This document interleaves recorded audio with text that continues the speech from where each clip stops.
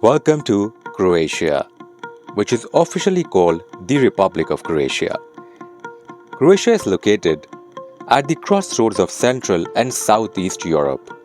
Shares its border with Slovenia, Hungary, Serbia, and Bosnia and Herzegovina.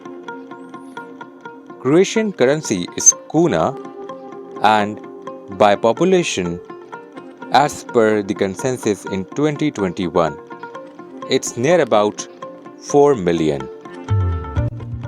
Croatia was part of Yugoslavia till 1991, but the Croatian referendum on independence was held in May 1991, and 93% of voters support independence.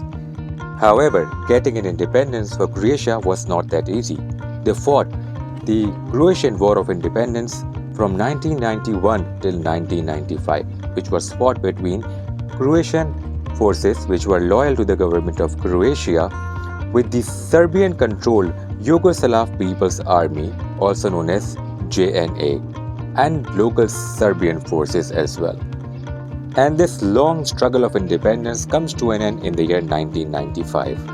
If I talk about Croatia, it has so much to tell that it's very hard for me to put all of these things together in this vlog.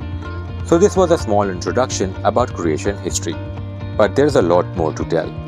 तो कराची से Zagreb का ये सफ़र था बाया Qatar Airways, जहाँ पे Qatar airport पे मेरा तकरीबन 3 से 4 घंटे का स्टॉप ओवर था। ये गाड़ियाँ जो आप देख रहे हैं, इससे पहले मैंने भी सिर्फ नीड फॉर स्पीड नहीं देखी। दे वर ब्यूटीफुल। कतर एयरपोर्ट इतना बड़ा है कि उसको मुकम्मल तौर पे एक्सप्लोर करने के लिए शायद आपको पूरा एक दिन चाहिए, और रश इतना ज़्यादा था, ऐसा लग रहा था कि शायद टिकट्स मुफ्त मिल रहे हैं। बहरहाल कतर एयरपोर्ट पे अपना टाइम पूरा करने के बाद दोबारा फ़्लाइट पकड़ के पहुंच गए क्रोएशिया, जहां पे इमिग्रेशन के बाद मैंने बुलाई कैब और सीधा निकल गया अपने कैंपस की जानिब। मेरा क्रोएशिया को लेके फ़र्स्ट इंप्रेशन कोई ख़ास अच्छा नहीं था, क्योंकि मुझे बहुत ही डेड सिटी लगा। इसके बावजूद कि जागरेब इनका सबसे ज़्यादा डेंसली पॉपुलेटेड सिटी है, I hardly saw people there. शायद इसलिए भी कि हमारे यहाँ छोटे से छोटे शहर में भी इतनी ज़्यादा आबादी होती है कि आपको हर तरफ लोग ही लोग दिखाई दे रहे होते हैं, मगर जागरेब की फ़र्स्ट लुक एंड फील काफ़ी इस्लामाबाद टाइप थी। और शायद इसलिए भी कि इस्लामाबाद में भी कुछ इसी तरह के नज़ारे देखने को मिलते हैं, और वहीं पे सबसे ज़्यादा बड़ी और साफ़ सुथरी सड़कें मौजूद हैं। अगर आप जागरेब की रोड्स और क्लीनलीनेस की बात करें तो इसको देख के मुझे ज़रा भी हैरानी नहीं हुई, क्योंकि पूरा यूरोप ही अपने बेहतरीन आर्किटेक्चर, आर्ट और रोड नेटवर्क्स के लिए मशहूर है। ट्रांसपोर्टेशन की बात कर लें तो आपको तकरीबन यूरोप के हर सिटी में tram, buses, trains and airports मिल जाते हैं। तो चूंकि हमारा कैंपस लोकेटेड था न्यू जागरेब में, जो कि नए इलाके आबाद हुए हैं, इसलिए यहाँ पर आपको और ज़्यादा सन्नाटा दिखाई देगा in comparison with the downtown.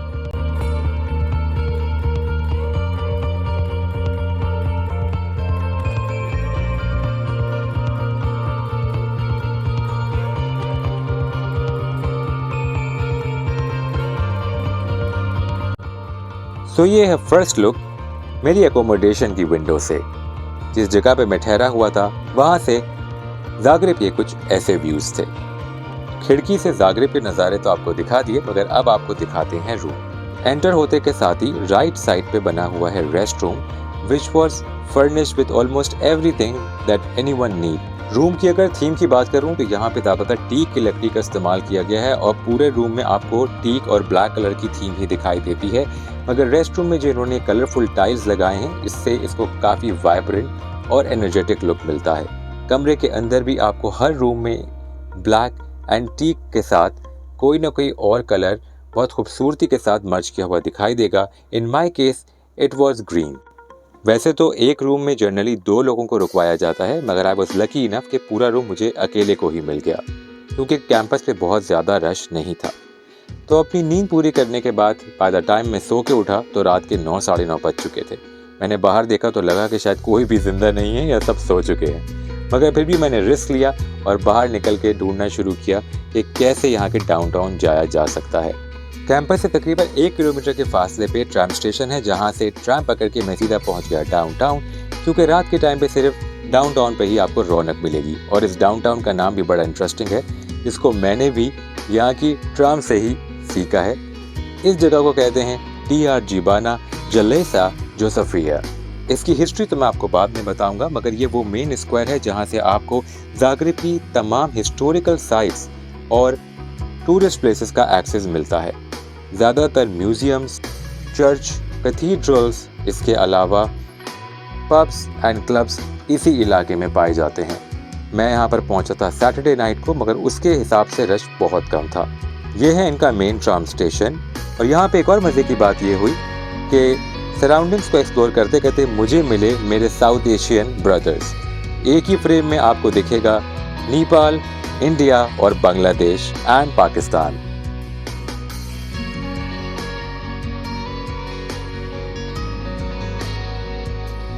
क्या कभी आपने कराची का सदर देखा है? तो कराची का सदर देखने के बाद अगर आपने गलती से यह देख लिया है तो आपके लिए समझना मुश्किल हो जाएगा कि डाउनटाउन कहते किसको हैं। तो हर पाकिस्तानी टूरिस्ट की तरह मैं भी यही देखकर हैरान था कि एक डाउनटाउन इतना साफ़ सुथरा कैसे हो सकता है, जहाँ पे हर किस्म के लोग हैं और ये तकरीबन 6-7 सेंचुरीज पुरानी बिल्डिंग्स हैं। इसके मवाज़ने में अगर हम अपने डाउनटाउन को कंपेयर करें तो कंपैरिजन बनता ही नहीं है। जगह चाहे नहीं हो या पुरानी, उसकी मेंटेनेंस और सफाई गवर्नमेंट के साथ साथ वहाँ के शहरियों की भी जिम्मेदारी है। ये फाउंटेन जो आप देख रहे हैं ये इस स्क्वायर के बिल्कुल बीचों बीच वाक़ है और उसकी प्रोनाउंसिएशन शायद मुझसे सही से ना हो पाए। इसको या तो मेंदूसविक या मेंदूसविच फाउंटेन के नाम से जाना जाता है, जो कि एक चश्मे के ऊपर तामीर किया गया और कई सदियों तक ये चश्मा यहाँ पे रहने वाले लोगों के लिए पानी का एक बहुत अहम रिसोर्स था। तारीख में ये भी बताया जाता है कि मेंडा नाम की एक लड़की थी जिसके नाम पे इस फाउंटेन का नाम रखा गया। जब एक क्रोएशियन वॉर लीडर थक हार के यहाँ पर शदीद प्यास की हालत में पहुँचा और उसने मेंडा नामी इस लड़की से कहा कि वो कुछ पानी के घूंट उसको निकाल के दे। बस तभी से इसका नाम मेंदूसविच फाउंटेन पड़ गया। ये भी कहा जाता है कि क्रोएशियन सिटी का जो नाम है वो क्रोएशियन लैंग्वेज में एक लफ्ज़ ज़ाग्रेबिती से निकला है जिसके मायने हैं स्कूप। तो शायद जब उस क्रोएशियन लीडर ने स्कूप ऑफ वाटर के लिए रिक्वेस्ट किया था, उसका ताल्लुक कहीं ना कहीं ज़ाग्रेब सिटी नेम के साथ भी जुड़ जाता है। Right now I am at this place. ये उस मेन स्क्वायर से थोड़ा सा आगे है and the vibe is just amazing. I would say कि ये बिल्कुल वही वाइब है जो वियना की या पेरिस की होती होगी। I am sure, I have never been there, but मैंने व्लॉग्स बहुत देखे हैं तो आर्किटेक्चर को देख के वही फील आ रही है, all the slides and patio culture. But यहाँ का सीन थोड़ा बैड इसलिए कि आपके पास ऑप्शंस नहीं रह जाते रात में सिवाय क्लब्स एंड पब्स के जहाँ हमने जाना नहीं है। इवन रेस्टोरेंट्स भी बंद हैं except for a few. I think this is their main road जहाँ पे काफ़ी सारी बसेस भी जा रही हैं। I am going to explore the other places nearby. तो अगर ज़ाग्रेब में आपका पार्टी करने का मूड है तो ये ज़ाग्रेब की ओल्डेस्ट स्ट्रीट्स में से एक है जहाँ पे आपको कई बार रेस्टोरेंट्स और क्लब्स दिखाई देंगे। They might not be very big but it has its own feel to it. यहाँ पे बहुत सारे फैशन ब्रांड भी हैं और ग्राफिटी तो क्रोएशिया में इतनी कॉमन है कि देख के लगता है कि this is one of their favourite hobby.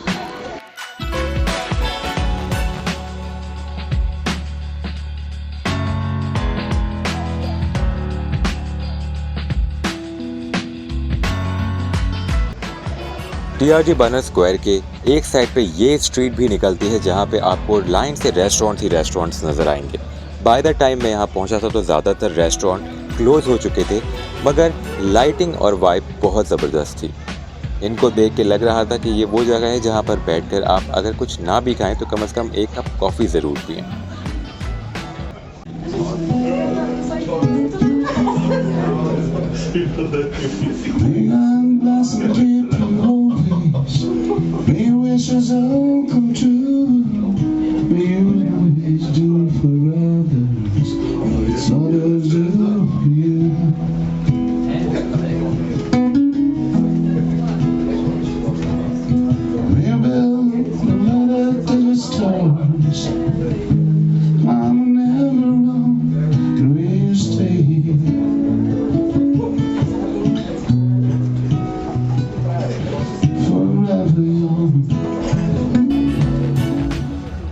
After attending this small live music session, I reached at this place.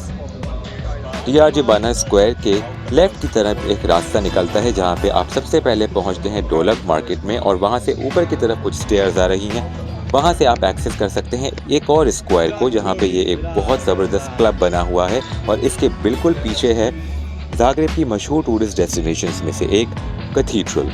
इस कैथीड्रल के हवाले से भी बहुत इंटरेस्टिंग फैक्ट्स हैं, मगर फ़िलहाल मैं आपको दिखाता हूँ ये क्लब जो कि मुझे बहुत ही ज़बरदस्त लगा।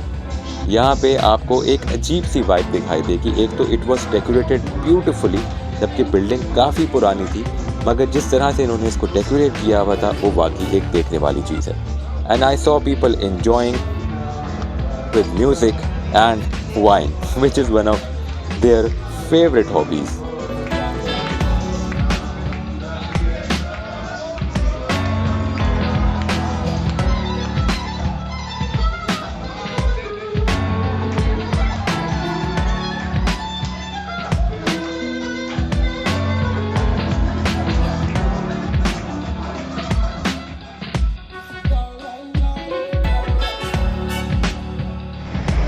So right now I am at Croatian Cathedral, and as per history, it's almost 8 centuries old.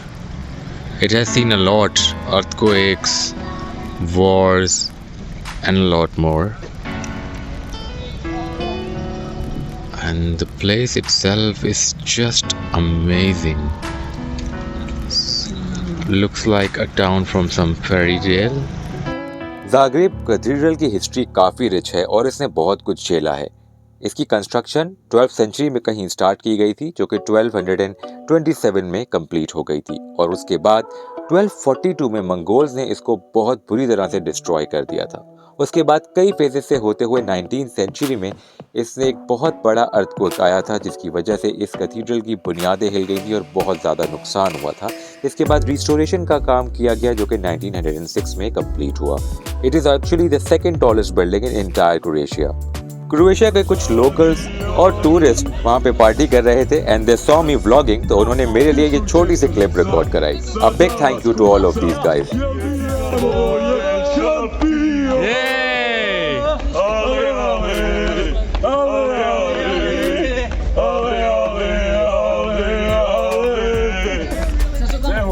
Great, thank you very much, gentlemen.